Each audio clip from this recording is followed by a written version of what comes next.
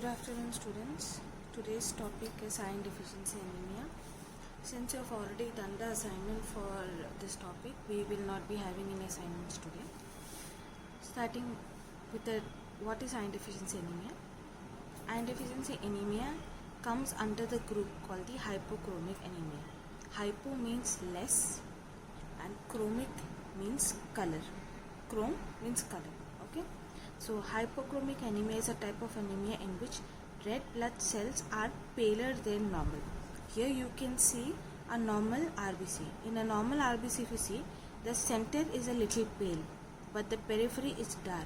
Okay, you can see a little less pale. But if you see a hypochromic cell, in a hypochromic cell, you see a very large portion of pale area. So this is hypochromic. Okay, a normal red blood cell has a biconvex dish shape and will have an area of pale area center when viewed microscopically, which I already told. In hypochromic cell, this area of center pallor is increased. This decrease in redness is due to disproportionate reduction of red cell hemoglobin in proportion to the volume of the cell. This means there is a difference between the hemoglobin and the volume of cell. Okay, so there is a difference between this. Hemoglobin is less, whereas the volume of the cell is more. So in this, what will happen? If you have this cell only the outer portion will be red in color, but this area will be pale. Okay, so hypochromic anemia is divided into two causes. You can have due to iron deficiency anemia or due to other causes other than iron deficiency anemia. This is sideroblastic anemia, thalassemia, and anemia of chronic disorder. So here you will have less iron carrying capacity, but here these are the conditions where iron will be alright, but because of that also there can be hypochromic anemia. So iron deficiency anemia and other than iron deficiency anemia are the two categories that come under hypochromic anemia.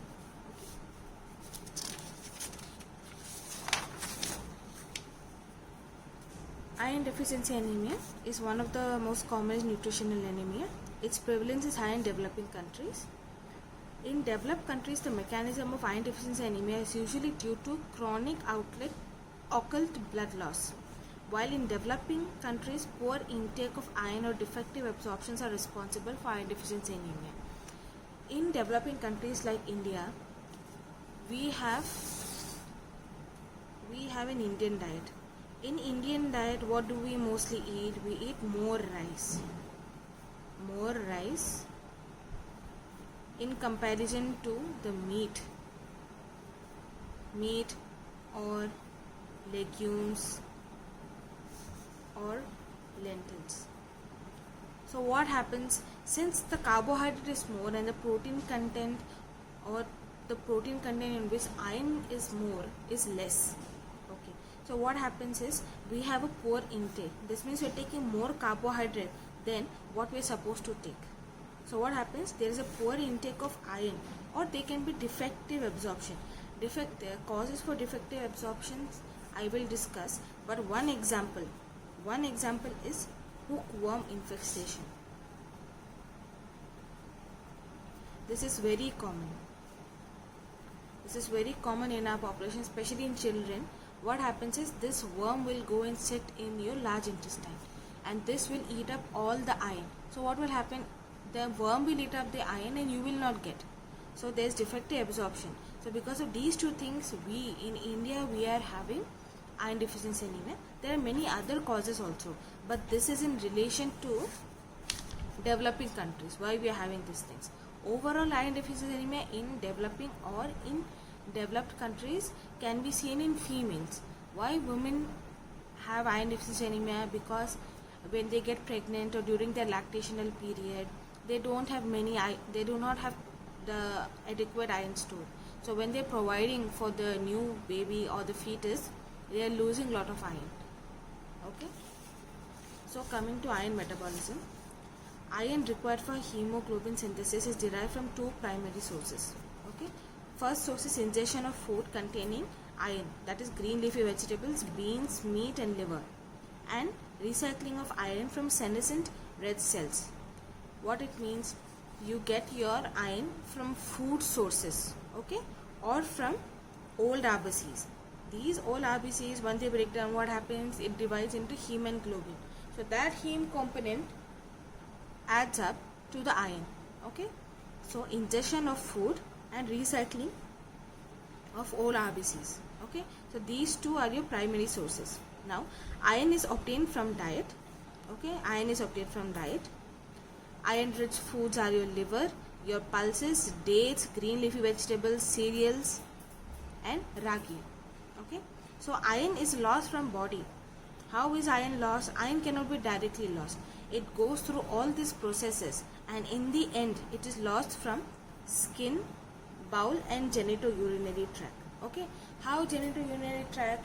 Previously we had read about stercobilinogen, urobilinogen. In that some amount of iron is lost. Okay, skin and bowel. In bowel what happens is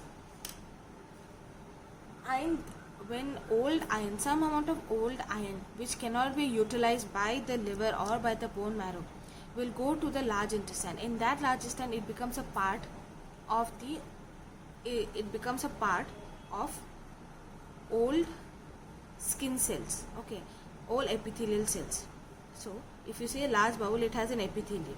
So what happens, like as all cells die, so these epithelial cells, the old epithelial cells will die and this will form a part of the feces. Okay, this will form a feces. In this some amount of iron is there. Okay, some very less percentage of iron is there. So via this mechanism also iron is lost. So as what do you mean by skin? Now the iron that you have, iron has to go to it goes to the blood vessels, then it goes to the tissues, and these tissues also supply the skin. So when you are sweating, when you sweat, some amount of iron, very less but some amount of iron is lost. Okay, so iron metabolism in males and non-menstruating females, the loss is about 1 gram daily. In menstruating and pregnant lady, this is additional. From this you have to add additionally 0.5 or 1 gram daily. So total they lose about 1.5 grams daily. Okay, now absorption.